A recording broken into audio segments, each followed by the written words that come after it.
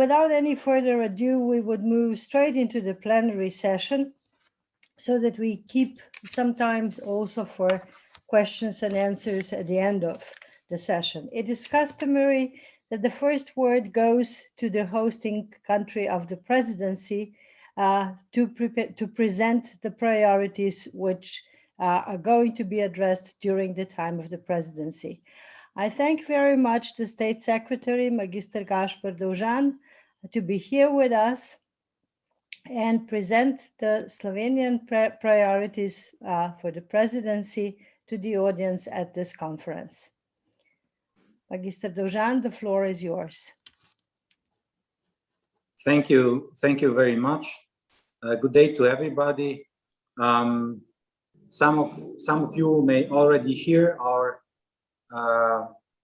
priorities, but nevertheless, I will try to be short and summarize a couple of key points, even though my minister has already rushed through basically all the key priorities and has indicated more or less what is on our agenda during the next six months. Nevertheless, let me at the beginning emphasize that I was really impressed reading the recommendations received by the TEPSA network to the Slovenian presidency. I think that the paper really demonstrates an in-depth understanding and a good overview over the policies and over the challenges that are ahead of the European Union and that the Slovenian presidency will be faced with. So thank you for all the insights.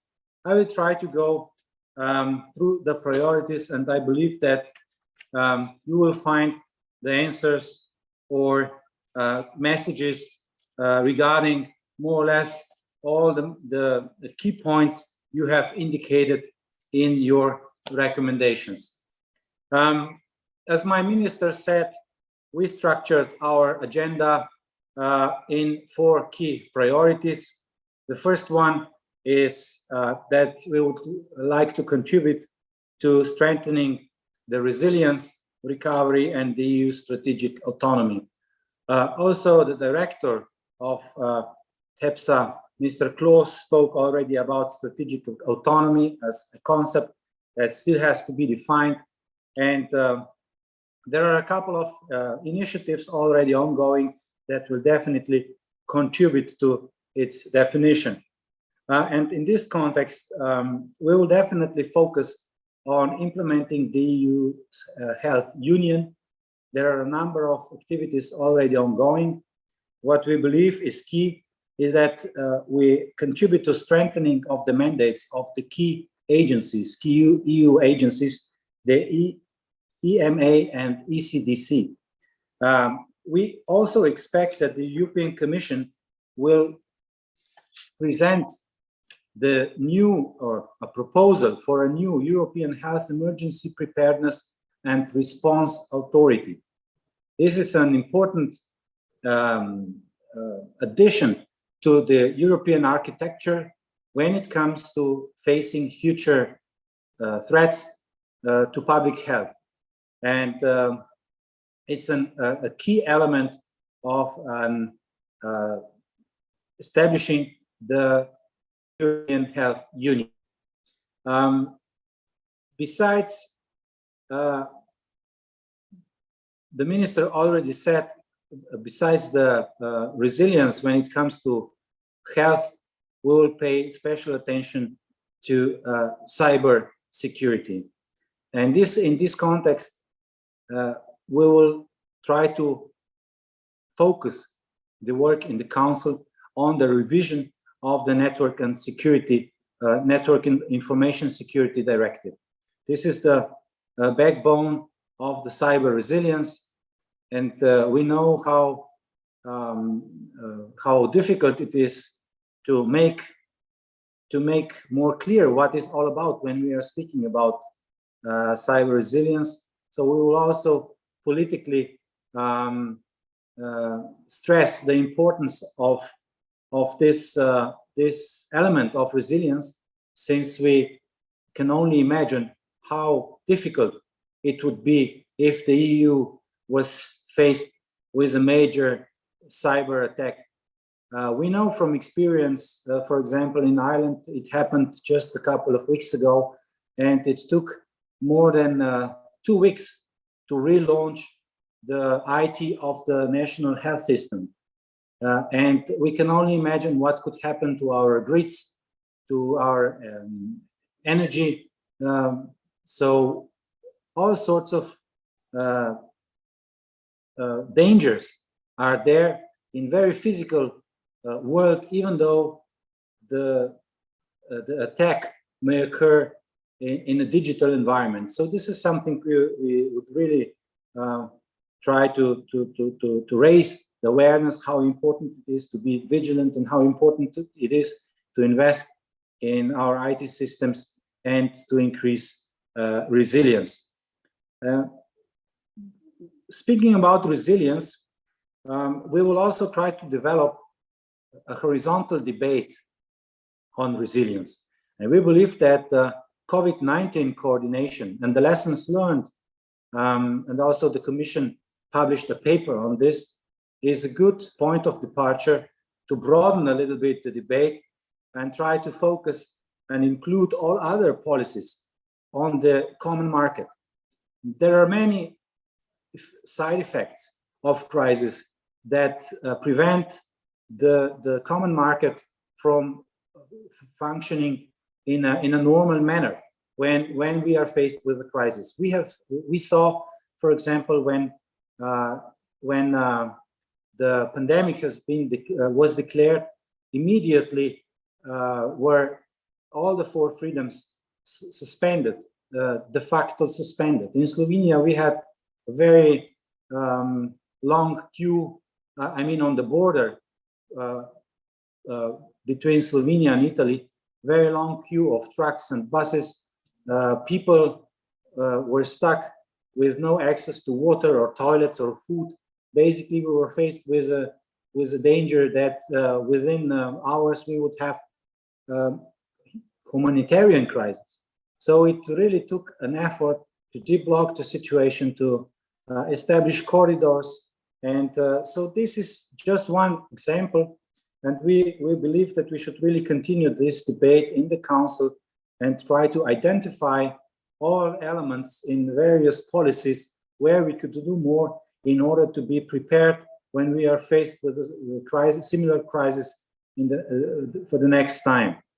And here we also believe that when we are speaking about resilience, we should also consider also our relations with immediate neighborhood, especially with the countries of Western Balkans, who already have, of course, a membership perspective. We saw that if we are tackling crisis, if we are not doing this together with our neighbors, at the end of the day, everybody is worse off. So we have to consider the ways to engage and to treat the region practically as part of us, as part of EU, when it comes to major crises. Otherwise, it is very difficult to ensure the, let's say, future prospect for the enlargement process. This is at least our assessment, and we will kickstart this debate at the General Affairs Council informal meeting late in July in Slovenia.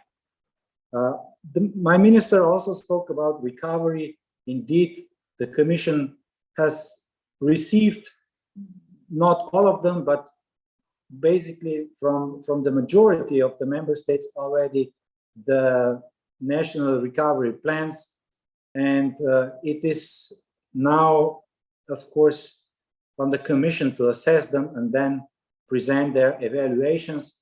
And we as Presidency will facilitate the work in the Council so that the programs are implemented, adopted, and then implemented as soon as possible.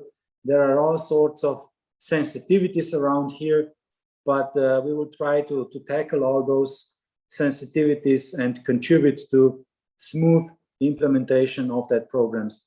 It is indeed crucial for demonstrating the capacity and the ability of EU to put political agreements in practice within a little more than a year. And I think this will be a great demonstration of how EU can really work for its citizens and for its businesses.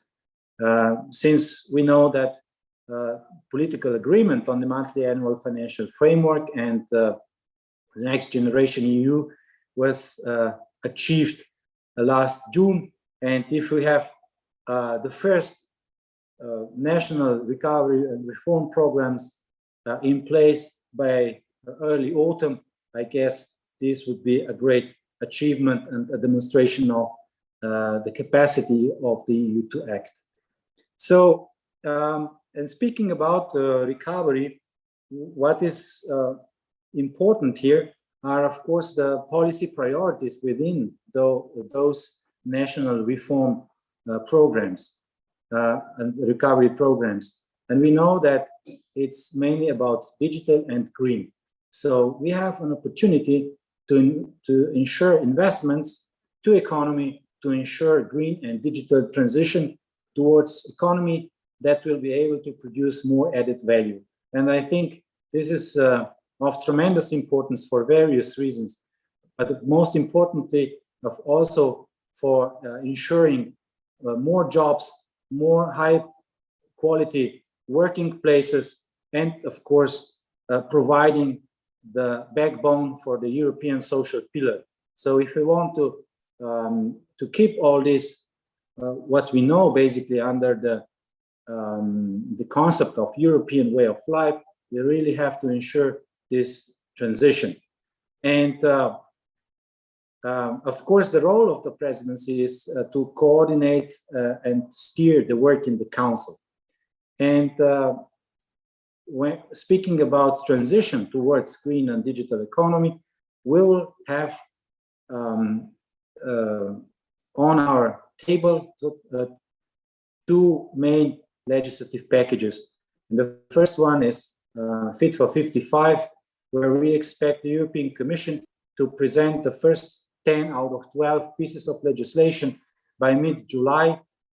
We only hope that the Commission will be will strike a good balance, since the sensitivities of the member states are high, and we really need a tailor-made approach in order to ensure, as presidency, a converging process or kickoff of the negotiations.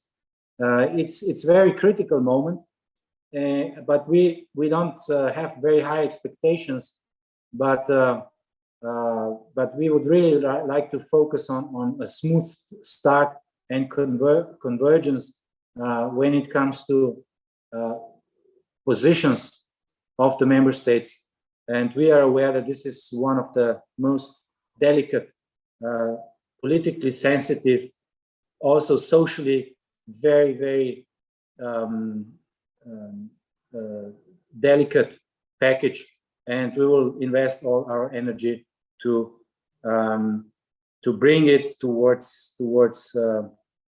closer towards a consensus. And the next policy area is digital environment, where we know that the European Commission already presented a couple of pieces of legislation. What we believe is key.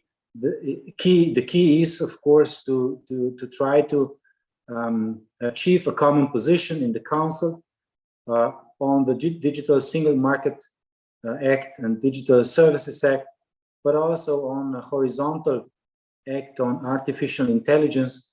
These are the three key pieces of legislation that have the ability, of course, to strengthen or contribute to the EU's strategic autonomy. The moment in the digital area, we all know how basically dependent EU is, and we all know that the companies and the big companies are making a lot of money on our market, and we basically are not even in position to tax that profits. So all this, I think, all these pieces of legislation could contribute to establishing a real market, and of course, getting more sovereignty in the digital environment, creating a common space, digital environment for businesses to have the opportunities, better opportunities for development, and to be more competitive also on the global markets, and at the same time ensuring also the base for the digital levy that we would really like to see as additional EU's own resource, which is also an important element of ensuring EU or increasing EU strategic autonomy. So this is in short the first pillar. The second pillar of our priorities is Conference on the Future of Europe. We are basically faced with this process that has been launched by the Portuguese or during the Portuguese presidency, and at the moment we are still not having any substantial debates, but this week and then over the weekend, the first conference plenary will have its meeting in Strasbourg, but also in a hybrid form, so people will be able to connect from all around Europe. What we would like to do is, of course, to ensure the debate remains open, focused on policy questions, and of course, as presidency, we will have to represent the Council in steering the process together with European Commission and the European Parliament. This is not, as you can imagine, an easy task, since the presidency always has to coordinate all the positions of the member states and ensure the necessary transparency towards member states, since not all of them are included in the key, let's say, driving force of that conference, which is the executive committee. So this is in short the institutional part of Future of Europe debate. But we will, since we are the only presidency that will be faced with the process of the conference through the entire period of the presidency, we will also use this opportunity to contribute also substantially to the debate and to increasing the visibility of the Future of Europe debate. And this is why we will dedicate Bled Strategic Forum, which is a major regional conference taking place every year at Bled, usually at the end of August or at the beginning of September. And this year it will take place on the 1st and 2nd September. During in those 2 days, we will have a lot of ministers in Slovenia. There are going to be foreign ministers, defense ministers, but also other leaders and representatives of the business community. And this is why we chose this particular moment to organize panels and dedicate them to the Future of Europe debate. Some will be very general, or some will address the issue of values, but also other questions or particular niche debates, which are also very important, such as the Director Claus has already mentioned, the question of enlargement or the EU's relations with the Eastern partners, which are all of course very important for our future. So these are all also topics that are going to be addressed at Bled, and hopefully we will of course contribute or give floor to leaders to contribute to the pool of ideas and proposals for our common future. The third pillar of our priorities is, we call it European Union, or Union of European Way of Life, Rule of Law, and Equal Criteria for All. In this context, we would like to, of course, make a link between rule of law and European way of life. We believe there's these are the two sides of the same coin, and we had a debate on this, a long debate, when the European Commission was set up, and we believe we could really contribute to bridging this gap, which we believe is more or less artificial.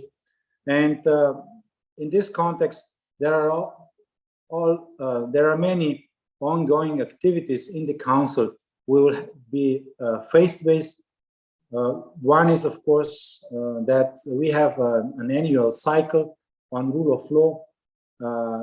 This is something that we already agreed in the context of the 18 months presidency, together with Portugal and Germany, and we decided to facilitate the rule of law debate so that we organize debates in the General Affairs Council on the rule of law. We will organize two debates. One will be of horizontal nature and one country-specific debate, and we will hopefully contribute towards more convergence when it comes to rule of law debates in the European Union. We also have Article 7, that is an open procedure. This is, I would say, for every presidency, a little bit unfortunate situation, because it's a delicate issue. And I'm speaking very openly. Every presidency is interested in having all member states on board on as many issues as possible, and to have, of course, as little issues as possible that may influence the constructive approach of the member states. So here we have a particular issue, and we will have to deal it with particular attention. We definitely are aware that rule of law is our common value, and we'll have to see what is the way forward in the context of Article 7. Over the last 2 years, we had a number of debates. We exchanged views, but when it comes to procedure as such, no real conclusion, one or another, is in sight. So this is something we will have to explore and continue to debate with all member states. Then we are expecting to address the question of the conditionality regulation when it comes to the use of EU funds. Here we have the regulation that is valid law since January 1st, but it has been challenged by two member states before the European Court of Justice. We are still waiting for the final ruling. We don't expect that the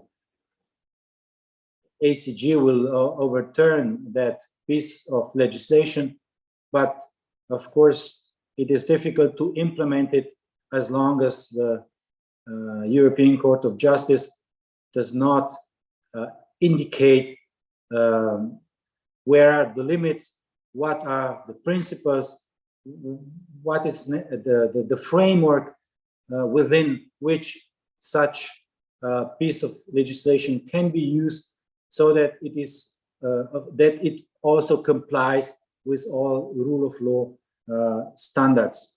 So this is in short what I wanted to say. Maybe one additional notion. My minister mentioned the foundation for European Foundation for Constitutional Democracy. This is a concept we are trying to develop, and we are discussing this with the member states. And what we are having in mind is that we believe that the EU should get an institute or foundation that would be very similar to what we know under the name of Venice Commission, but within the framework of the European Union. And there are various reasons why we believe we need such an institution. And in our perception, the increasing number of infringement procedures and also procedures that will come as a consequence of the implementation of the conditionality regulation, there will be a constant need to address all sorts of aspects of rule of law in all member states, or in many of them. And we believe that it could be very beneficial if we have an expert body that that has all the necessary knowledge, that can combine the knowledge and compare the situation in all member states and give opinions that are really impartial, not biased, and non-arbitrary. And such an institution would definitely take also some political pressure from the European Commission, and could be called also by the European Court if such questions would be opened before or in the procedures before the European Court. So this is something that we are trying to discuss also with other member states, and we are trying to get their support to move towards this direction.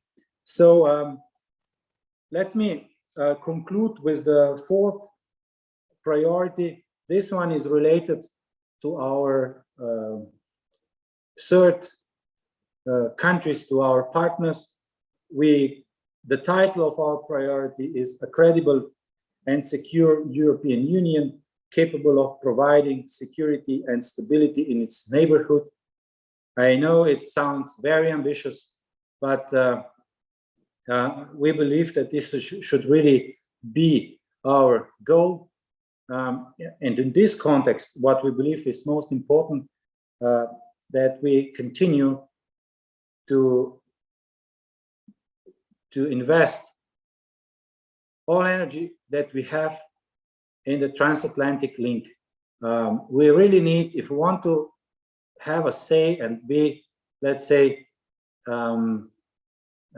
have the necessary leverage in our immediate neighborhood especially, we have to speak the same language with the countries in the context of the transatlantic framework. So this is extremely important, and I think we should invest the political energy in the dialogue with the countries of the transatlantic partnership towards, especially on open regional issues. And speaking about immediate neighborhood, of course, we know all the challenges in the East. It will be very delicate process towards EU Eastern Partnership Summit that is envisaged during our presidency. There are a number of issues, very delicate, but we have to continue to work together towards enhancing the EU policies in those countries and helping them in their reform process and in their efforts towards democratization and towards adopting and implementing also European standards and European values. I think this is a great challenge. Another region that is of particular importance for Slovenia is, of course, Western Balkans. We are not, I would, if I'm speaking very bluntly, but we are not really satisfied with the enlargement process and the way we tackle the enlargement as such in the European Union. If we remember how we treated enlargement before the so-called Big Bang enlargement, this was the strategic priority. It was strategic choice of the EU, and it was not just an agenda item that slipped off the agenda whenever the EU was faced with a crisis. Basically, enlargement was a policy, was the answer for the challenges. And politically, I think we should really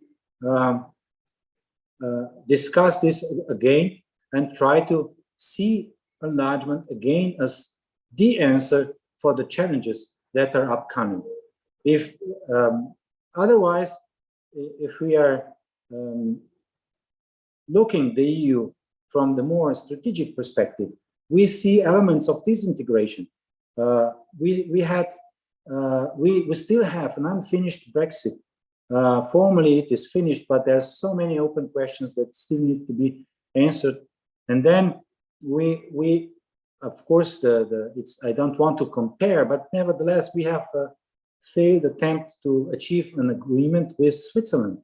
This is also an element that fits into this perspective. And this is why we believe we should really do something with enlargement, because enlargement would really demonstrate that the EU is not shrinking. It's that it is definitely expanding its values, its market, and its, of course, leverage.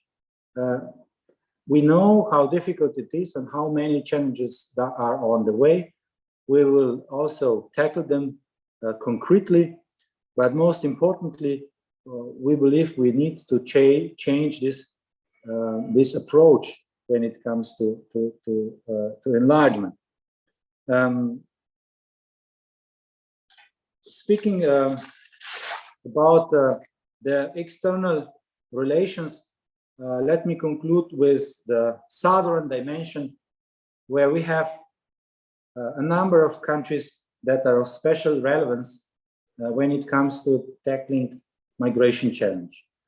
The migration challenge is very sensitive issue that has great, I would say, potential to politically negatively influence the dynamics in the EU.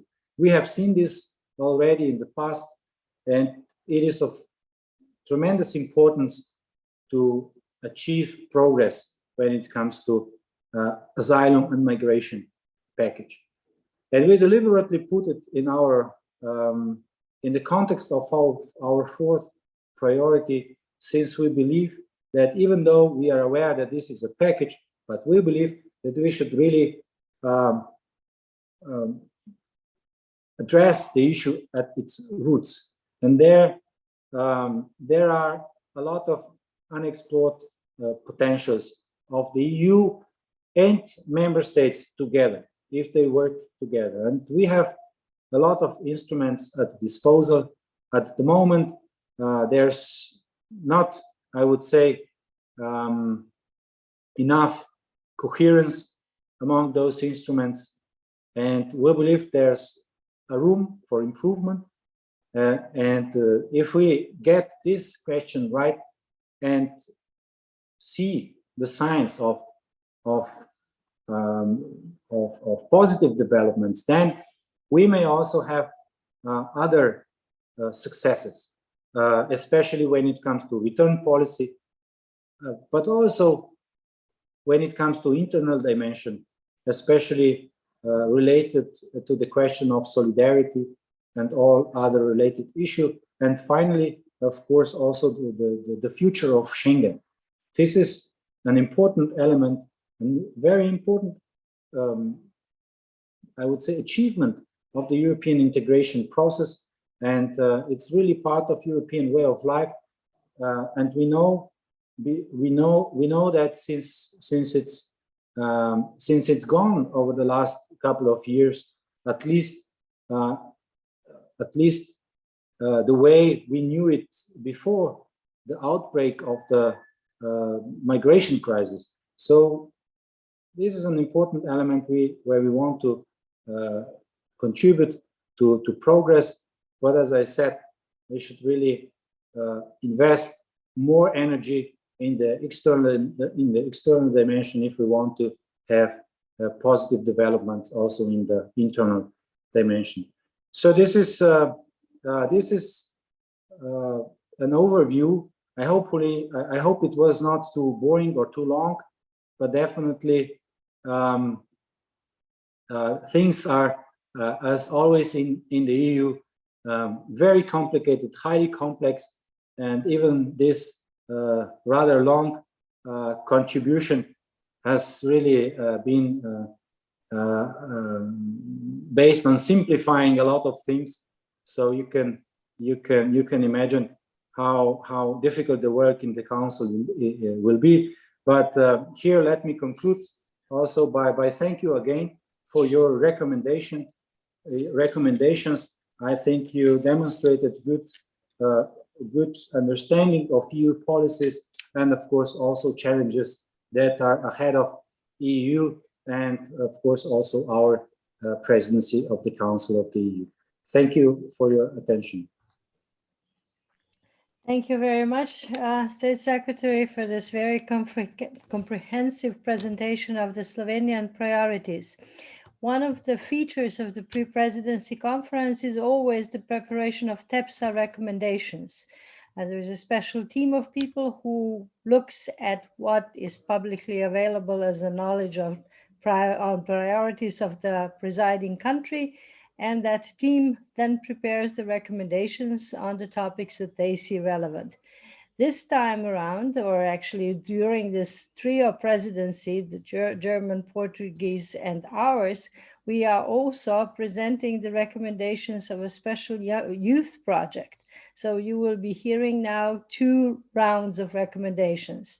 First, I will pass the word on to Funda Tekin, who heads the recommendation team and is at the same time director of the Institute for European Politics and a TEPSA member, to present TEPSA recommendations. And then after she completes, her team does the recommendations, you will also hear the recommendations from the Engage EU Council, the youth recommendations. You will have then a chance to comment on both sets of recommendations and see how they fit within the Slovenian program. So I pass the word on to Funda. Please, the floor is yours. Thank you, Maya, and thank you, Minister Dovžan. I can just say it was definitely not boring. I mean, really, thank you for being so open and having taken your time to present to us your priorities, your program in greater detail, and this is highly appreciated. And like Maya said, together with Nicoletta Pirozzi from EIE and Ilke Teuger from the Royal Elcano Institute in Madrid, I'm editing, if you want to speak, and compiling the TEPSA, well, the recommendations from members from the TEPSA network to the incoming presidencies. That is the long title of our recommendations.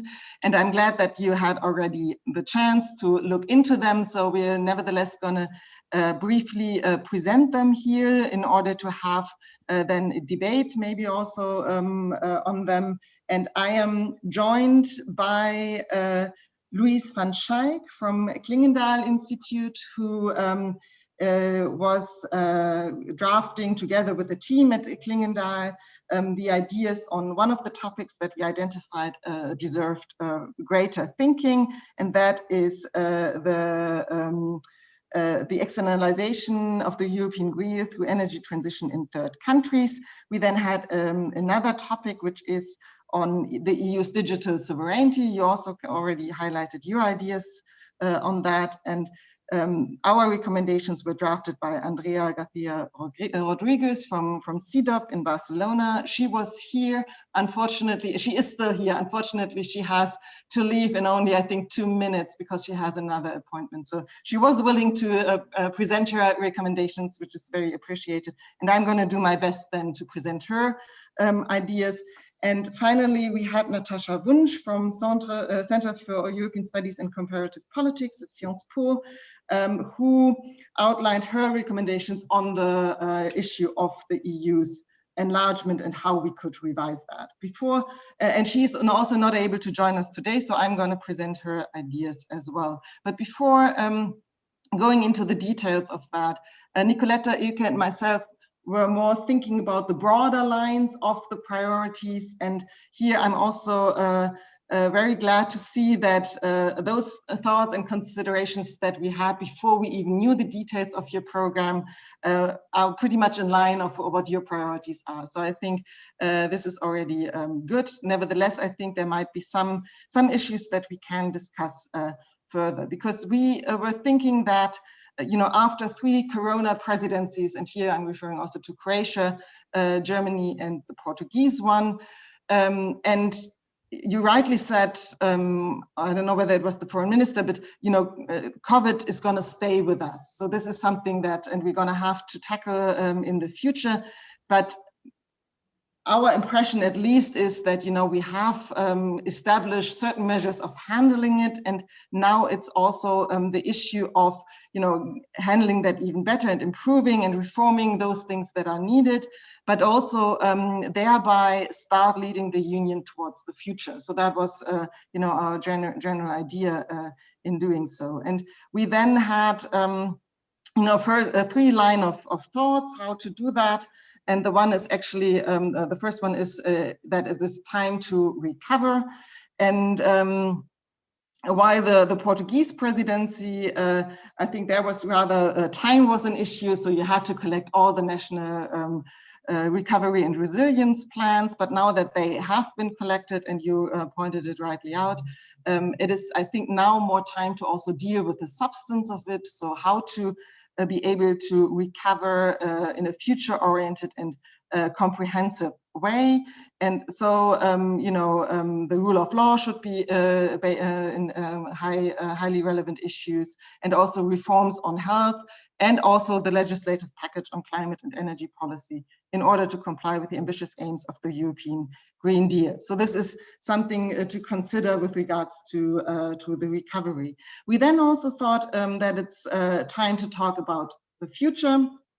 And you also rightly pointed out that this weekend we're going to have the first plenary with numerous participants, and I'm really I'm personally really interested in to see how this actually works out, and because I think we set up all the structures, and it's now going to be interesting to see that it's actually functioning smoothly, and also in view of citizens' expectations, and give justice to citizens' expectations. Because what we also would want to emphasize is, if you look at the special Eurobarometer survey that was published in March, both a high percentage of Europeans think that it's important that the EU citizens' voices should be heard.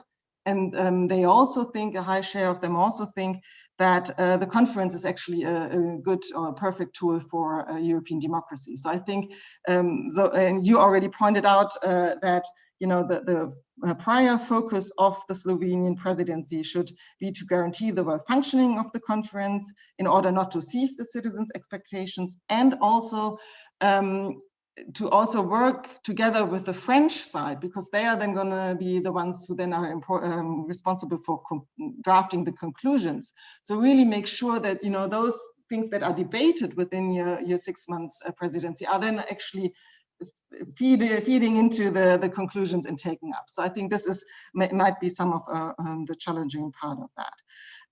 And then thirdly, we thought that it's also time to set the strategic horizon.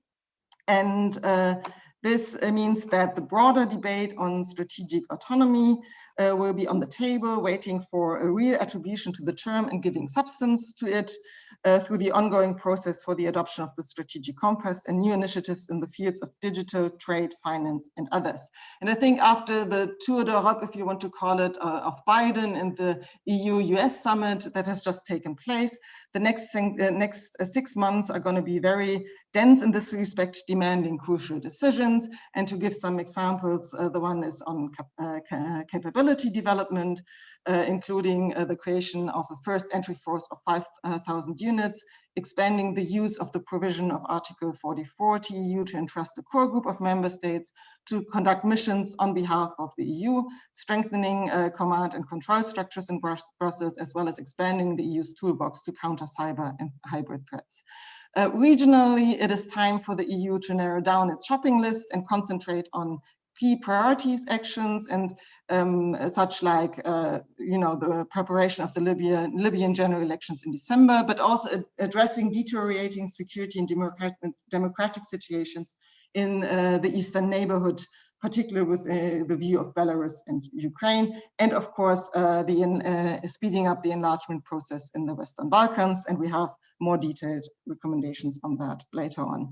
And then at the global level, it is urgent for the EU to take a coherent stance on post-pandemic global matters, such as international trade and investments, but also with regards to COVID-19 vaccination patterns and the like. So I think this is also something to consider.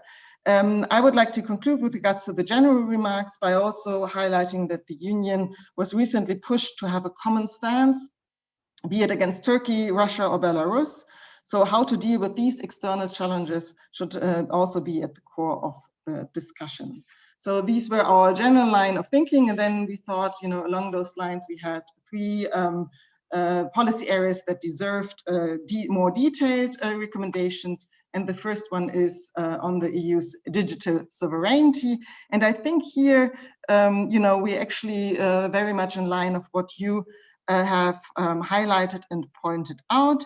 Because in the digital field, the Portuguese presidency advanced in the development of the European e-identity, and that successfully with the regulatory packages unveiled at the end of the German presidency. So for the Slovenian presidency, the focus would be then in the field of data, artificial intelligence, and cybersecurity.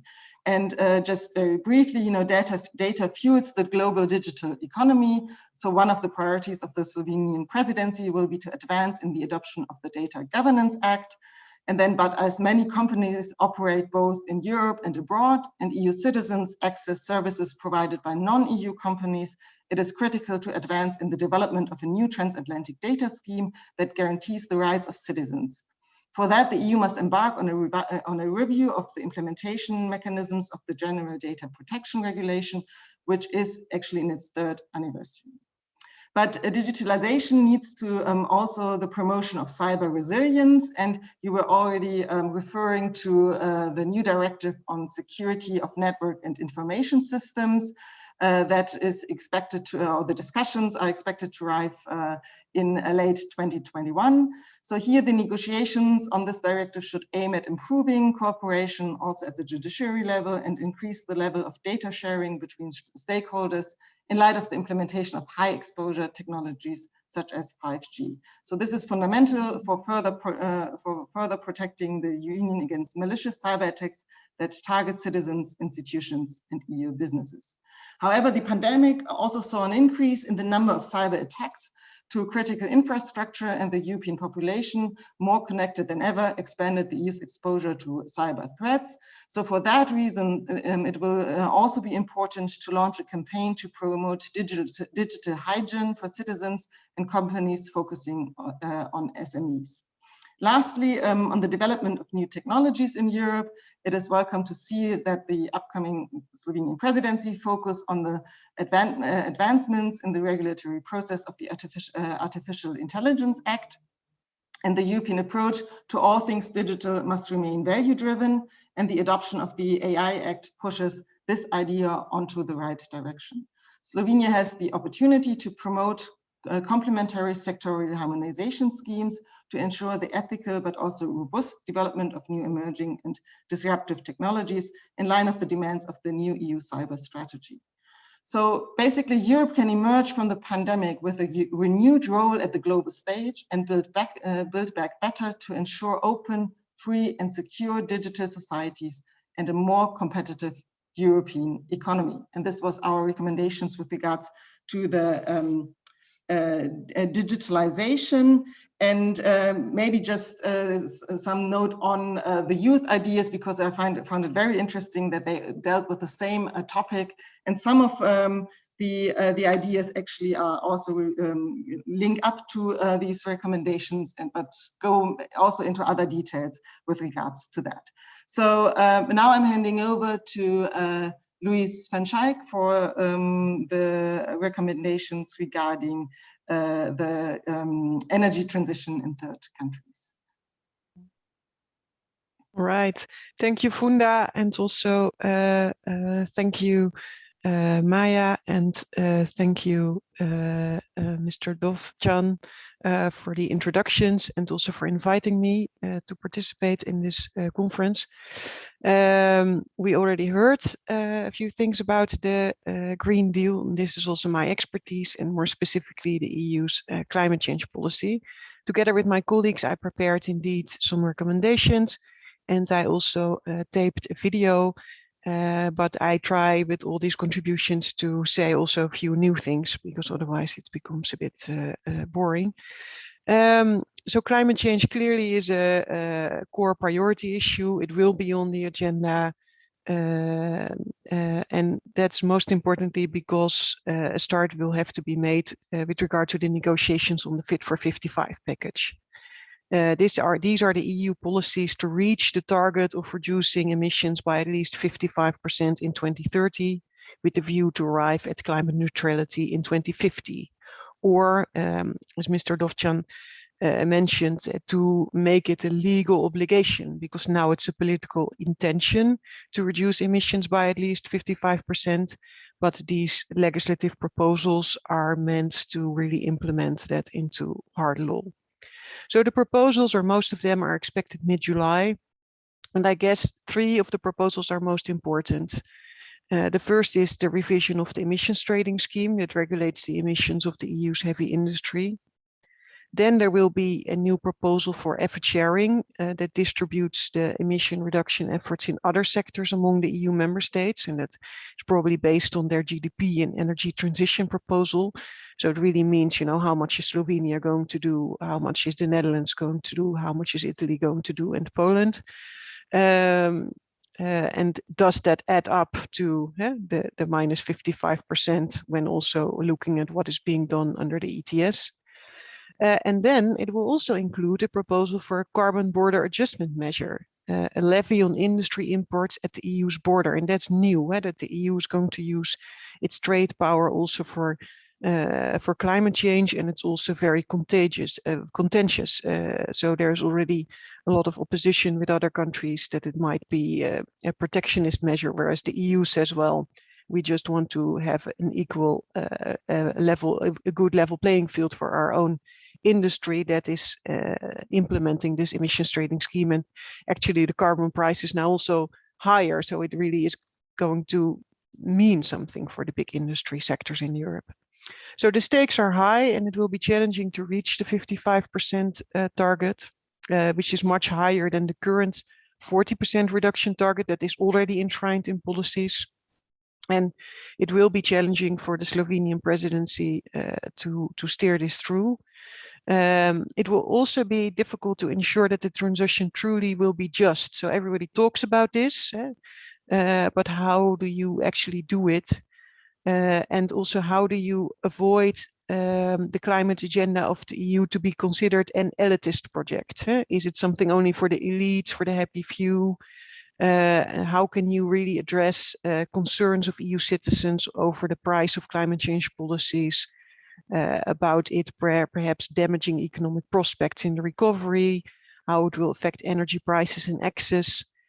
So the idea of the European Green Deal is, of course, that the green investment will boost the EU's competitiveness, but are also the European citizens seeing it that way, and are they convinced yet? So I guess there's also a lot of efforts to be undertaken in that field.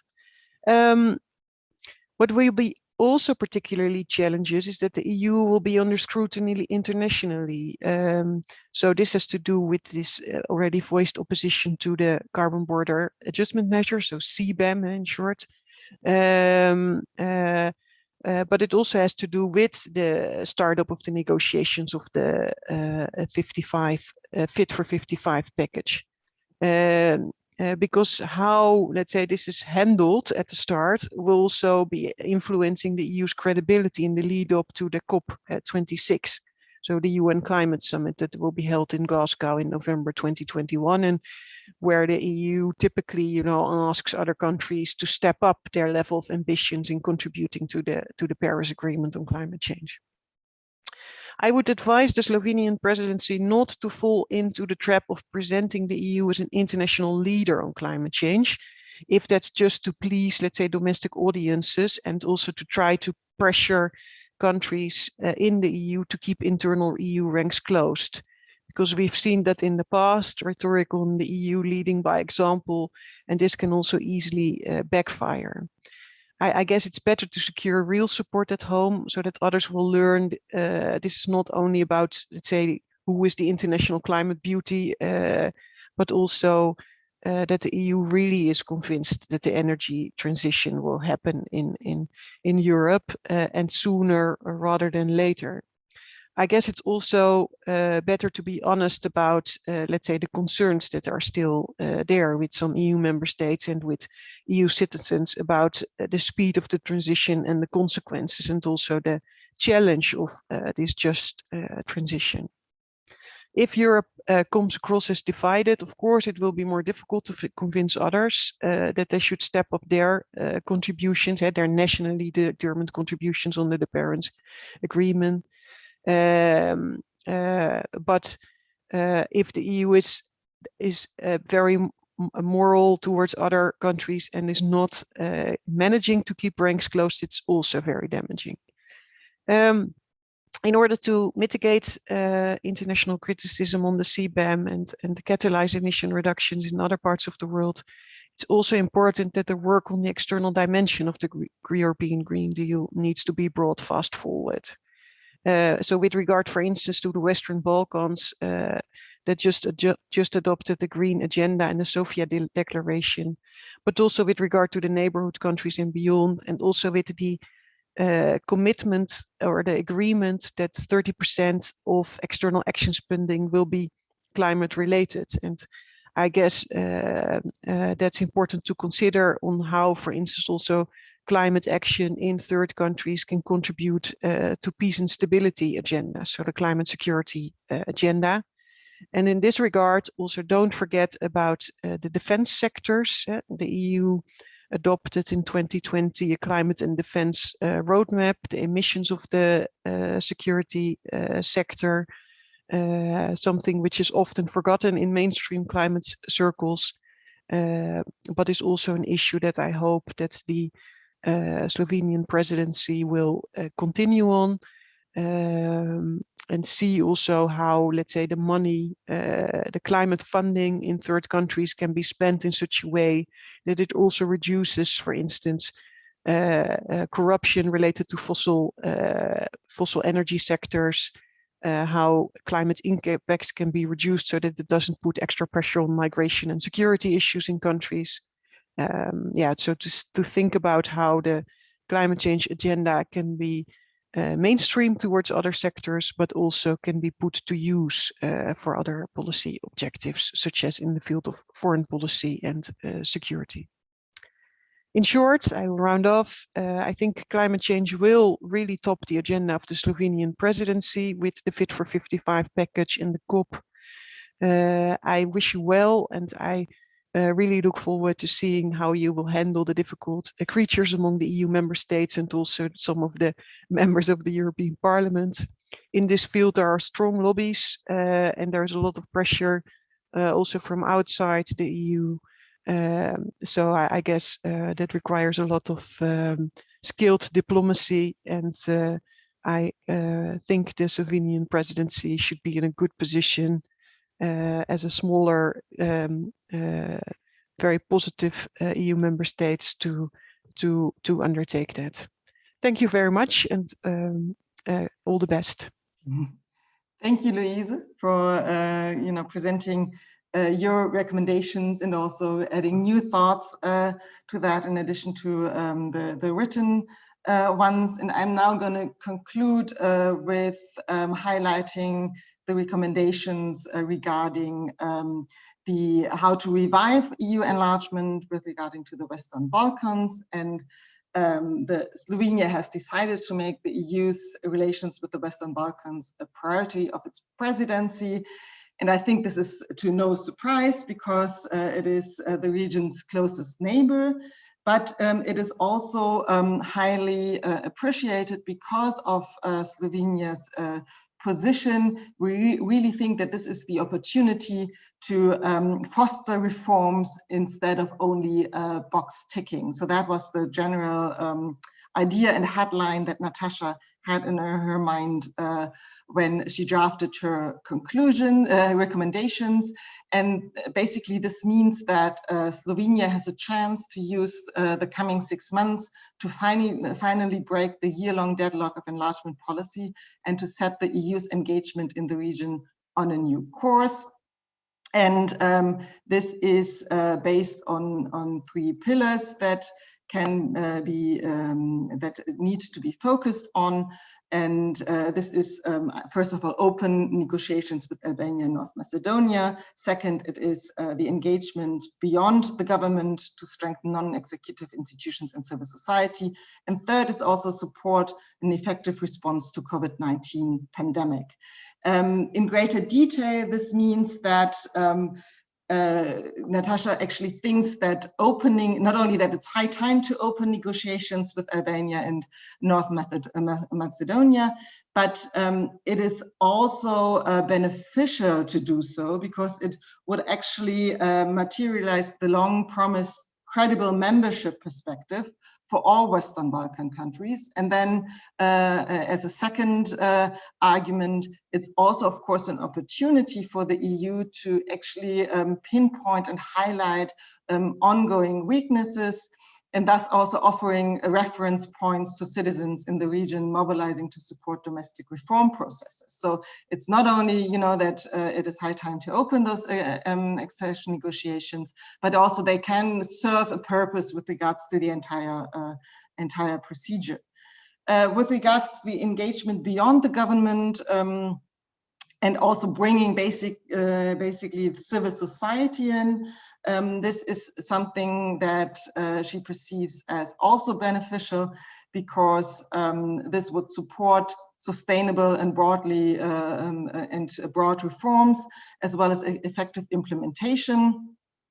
Because, if the presidency then collaborates with parliamentarians and administrative staff and build forums bringing together institutional representatives with relevant civil society organizations and organized interest to foster more participatory policymaking, you have, the overall picture, and actually on a dialogue on all levels that can only facilitate the reform procedure, but also the communication and the adaptation to the European Union, and also the inclusion then to the European Union on a broader scale. And then her third argument was that basically the COVID-19 pandemic could also be used positively and effectively in order to then find effective responses to the COVID-19 pandemic, which then has further further effects on the EU's Western Balkan, on the region of in the Western Balkans, and can then also actually help to support their local health systems and ongoing vaccination campaigns. So rather, the pandemic that has deepened the gap between the EU and Western Balkans could be seen as an opportunity to actually then step up the support and in the affected sectors, in order then also to cooperate and bring the region closer together. So basically, the general recommendation is that by using its regional expertise and ties in the Western Balkans wisely, the Slovenian presidency can initiate a step change in the EU's engagement in the region, shifting from stagnation and box ticking to in-depth reform and valued partnership. So these are the recommendations from the TEPSA network. Thank you very much. Thank you, Funda. Thank you, Luisa, and thank you, the other members of the recommendation team. Now we move on to the recommendations from the youth.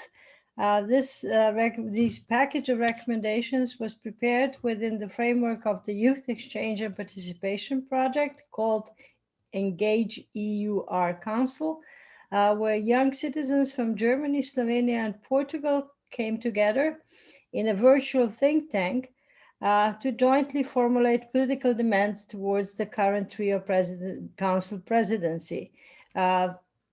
They presented their recommendations to the German presidency, to the Portuguese presidency, and now to the Slovenian presidency. So we have 4 rapporteurs with us who will present their ideas for climate, enlargement, digitalization, and health policies. And the first speaker on my list is Luisa Mont, who will talk about climate policy. Luisa, the floor is yours. Thank you for the introduction, Mrs. Buda.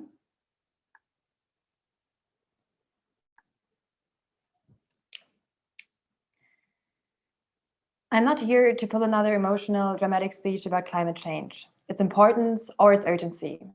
I'm sure you heard those multiple times.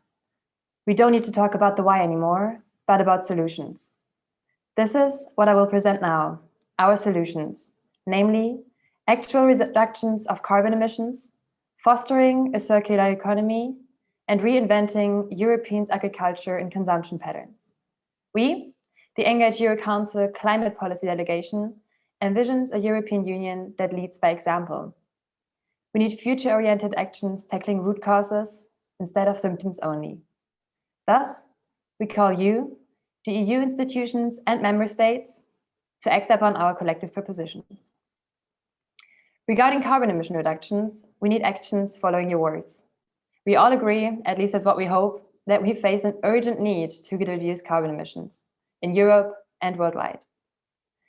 We ask the Slovenian presidency to pave the way for the introduction of a European carbon tax and the harmonization of already existing ones as a promising start. To be the first climate neutral continent by 2015 does not mean to outsource our emission productions, but requires decreasing our consumption-based emissions, which urgently need to be included in the European Green Deal. Secondly, going from a circular economy to a circular economy. To become truly circular, much action is needed, but let's start with 2 propositions: sustained effort and pace acceleration. Instead of solely mitigating climate change consequences, your focus needs to lay on tackling root causes through long-term oriented system changes. As a start, we propose 2 actions, namely the introduction of a European recycling system and a European-wide deposit system. Further consideration should be given to investments in innovations tackling climate change, sustainable infrastructure, renewables, and how to increase transparency so that the EU finally walks the talk. Lastly, biodiversity and reinventing agriculture. If you're honest, we all know that changes in the way we produce and we consume food are unavoidable. Novel nutrition sources form a promising opportunity. And despite livestock being accountable for an immense amount of CO2 emissions, It also holds a big CO2 emission reduction potential. Thus, the acknowledgement and the promotion of plant-based diets is long overdue. What we need is investment and restructuring instead of subsidizing old, high-emission industries. Lastly, we demand you to rethink the value of nature to be measured in more than only its sequestration value. Together, those three demands form a promising starting point when acted upon. You hold the power to do so. And with possibly going against my promise of becoming a bit too dramatic, we ask you, will you take action? Next, the Digitalization Delegation, presented by Katarina, will show you that sustainability also incorporates other parts of the delegation. Thank you, Louisa.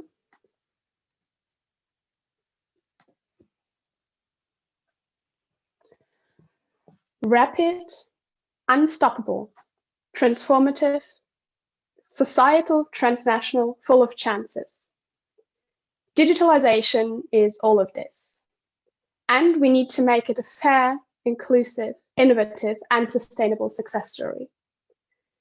Digitalization changes our world faster than anything before us. What we do now matters greatly for our future. In other words, what you do now in the coming 6 months matters a great deal for the world my generation will inherit. The EU must therefore use the difficulties arising from digitalization and turn them into advantages. Advantages for European citizens and the EU's position in the world. Against this background, my delegation, the Digitalization Delegation, has developed 3 proposals. Our first point stands in the sign of our times. No one challenge is independent from the others. As Louisa mentioned just now, there is no way to sustainability without the smart use of digitalization. On the contrary, we believe that a holistic approach is what we need now. In this spirit, we propose to increase the funding of the EDG's Innovation Fund to support green tech startups in the EU. We want to finance this for a more effective taxation of big multinational companies in the digital sector. Actually, the G7 have laid the foundation for this only a few days ago. We believe this measure will help the EU in 3 ways, in terms of sustainability, digitalization, and in regard to innovation. Secondly, to advance the trio presidency's goal of enhancing Europe's digital transformation, we propose to make digitalization fair and inclusive. What that means is that we need to make algorithms less discriminatory. To tackle the issue that algorithms often discriminate against minority groups, we propose to establish a European Research Institute and graduate program focusing on non-discriminatory algorithm design. The research staff and graduates should be come predominantly from formerly underrepresented groups, such as women, for instance. And we believe that making algorithm design more diverse in the long term will help make digitalization the best way it can.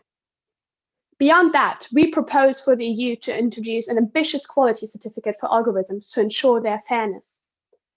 Before algorithms replace human judgment, it is pivotal to make sure they are working humanely in all humans' interests. Our third and final proposal also regards artificial intelligence. Back in April, the EU published its Artificial Intelligence Act. This act worldwide uniquely promotes the ethical and responsible use of AI. We very, very much welcome the EU's ambition and would like it to be seen taken onto a next level. We propose that the EU conducts capacity building abroad based on the AI Act. Through this and the creation of proper economic incentives, the EU can establish an ethical digital infrastructure worldwide with relevant actors. This will ensure that the EU has a say in the world's digital transformation and that the rights and safety of its citizens are prioritized globally. So, what do we take from this? Digitalization needs to be fair, inclusive, innovative, and sustainable. To achieve these goals, we ask you to be ambitious and bold. We need the EU to be fit for the future. We need your action. Today, tomorrow, together. togetherness. That is also what enlargement policy is all about. And I'm happy to give the floor to Kalina. Thank you, Katarina. It's true, togetherness is what the enlargement policy is a lot about. And as has been mentioned by the addresses from Funda Tekin and from Mr. Dovžan, especially in the countries of the Western Balkans, disillusionment in the pro-European actors is spreading, endangering democratic reforms and pushing the accession candidates further away from the EU. As a North Macedonian, this topic is very close to my heart and affects me directly. So a key point we must keep in mind when talking about the enlargement process, it's not that it's only about a creation of political and economic relations, but more importantly about connecting and changing people's lives. This is where we come to the first proposal from the enlargement delegation. We believe that both citizens from the member states and candidate countries can help form relationships that aid the enlargement process. That's why we advise the Council Presidency to consider strengthening civil society participation. Exchange programs, as well as vocational trainees, are highly beneficial for the citizen support of the accession process. We therefore demand that the Council of EU encourages the Commission to facilitate and set up secured funding for such programs. Common European projects, such as sports, theater, or festivals, should also be considered in view of their potential contribution to connecting societies. That's why we urge the European Parliament to voice its support in this matter, as they directly represent and have close connection to their citizens. Furthermore, we praise the idea to include representatives of the Western Balkan civil societies in the Conference of the Future of Europe, if we want Europe's future to include these countries as well. The second and third point we have are closely knit with each other. Creating clear benchmarks for the accession process is the second defined idea from the enlargement delegate. As defined by the Copenhagen criteria, there are 35 policy fields or chapters with which candidate countries should comply with. What we propose is to set more clearer benchmarks on the time frame in which candidate countries achieve those requirements and track the progress made within each chapter. The benchmarks are supposed to represent how much and how fast each country has managed to turn its policies, adapt to EU regulations, and show determination in achieving the final goals. We call on transparency and honesty from both sides with the goal of properly measuring the candidate country's devotion and the EU's support. And finally, we note with approval the monitoring through country reports. We further recommend more weight to be put on their importance. That's why we ask the Slovenian Council Presidency to address this by reserving more funding from the Commission for more in-depth analysis in the country reports. By including local civil society in candidate countries in the writing of the reports themselves, we guarantee a more nuanced and a richer evaluation. Moreover, the comprehensive picture over the status of the accession process needs to include negative developments and setbacks as experienced and reported by civil society actors, because only realistic and hands-on reports can honestly reflect the reality in each country. That's why we believe that diversifying between the countries with these reports could also pave the way for a clearer picture on how far each country has truly come. If we want stability in Europe and a more diverse EU, we need action now. We hope we have given you some food for thought. And as Katarina said, enlargement is about togetherness, and so is health. And now I leave you with Dara, our delegate from the health policy, to tell you how together they are as well. Thank you.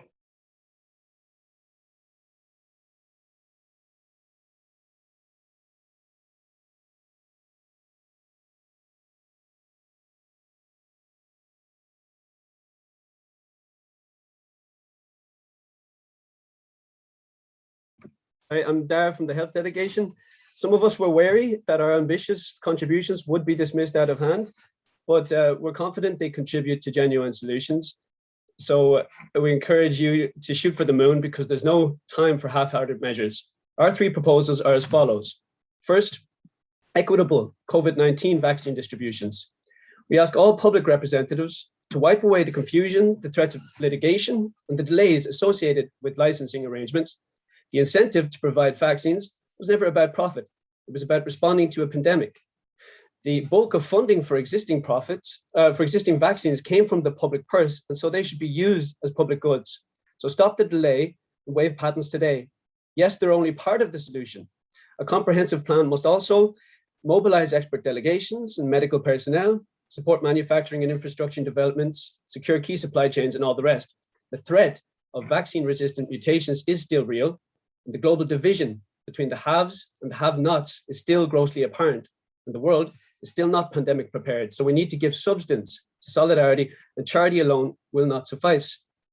Second, improve conditions for healthcare workers, those on the front lines, not only in the fight against COVID-19, but on the front line of care for us, our friends and family, when we're most vulnerable. Their numbers are declining, while the pressure upon them is rising. This is particularly concerning in an aging population such as ours. These shortages are exacerbated internationally when healthcare workers are forced to leave poorer home countries behind and move to richer ones, and domestically when they're driven from rural areas to the cities.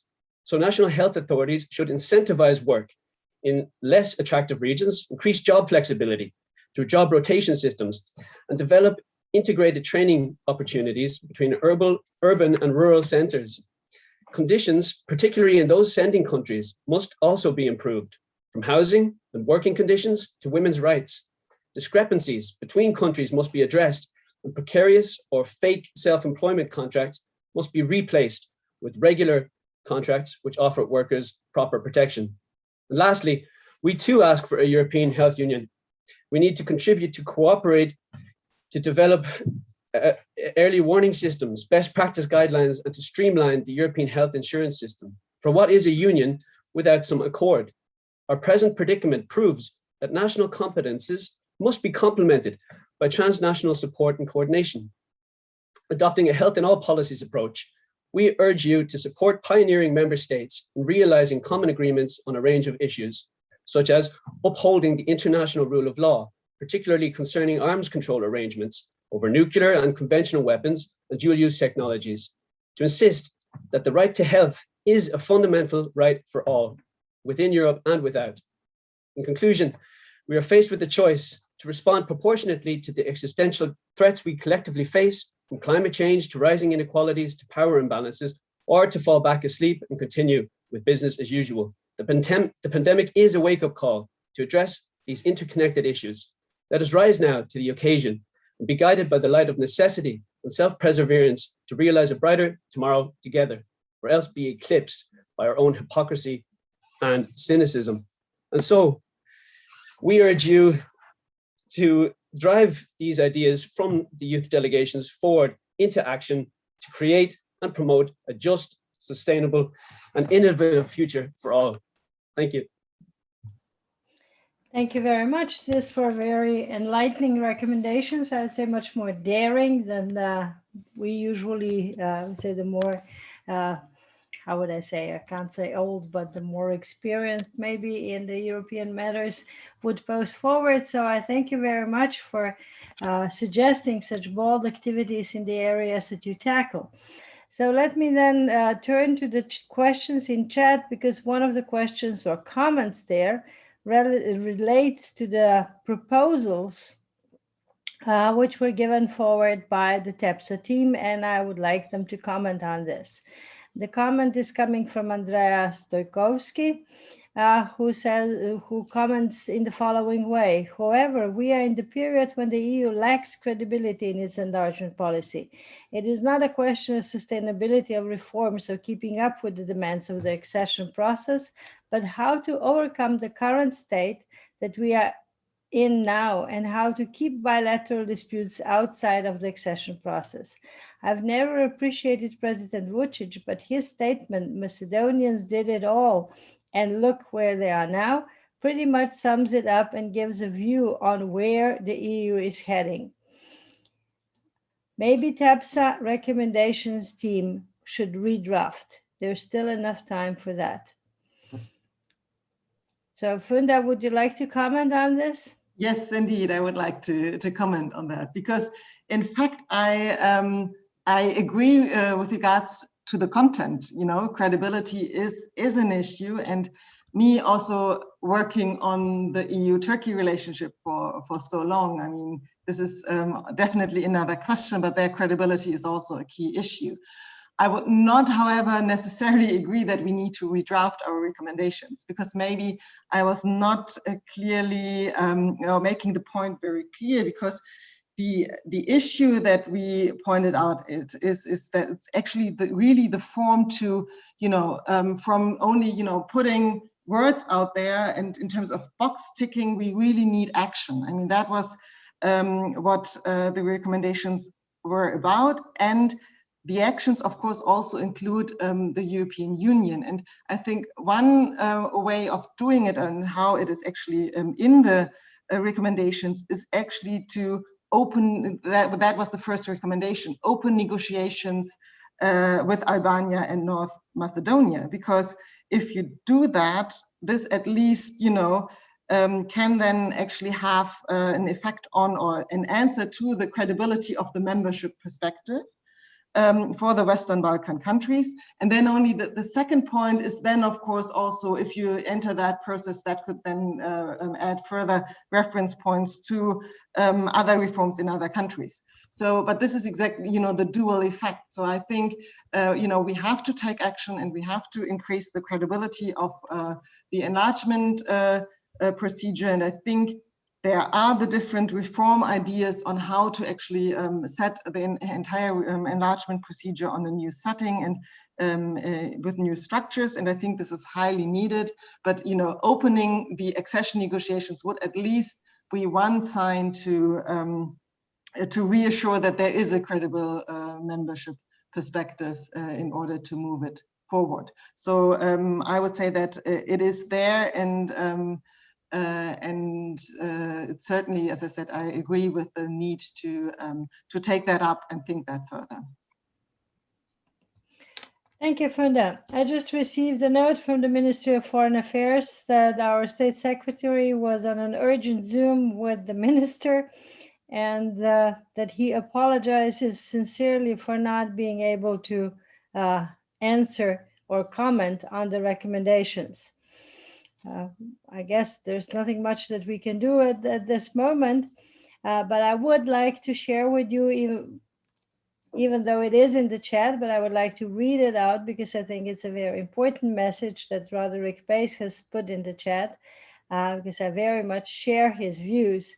Such joy listening to these youth delegations, a cry for a civil economy that puts human beings at the center.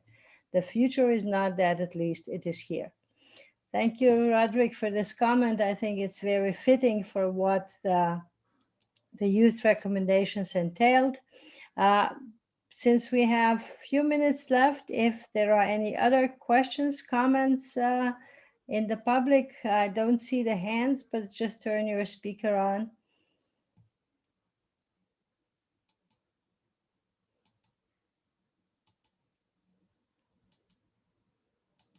I don't see anything. I don't get anything in the chat.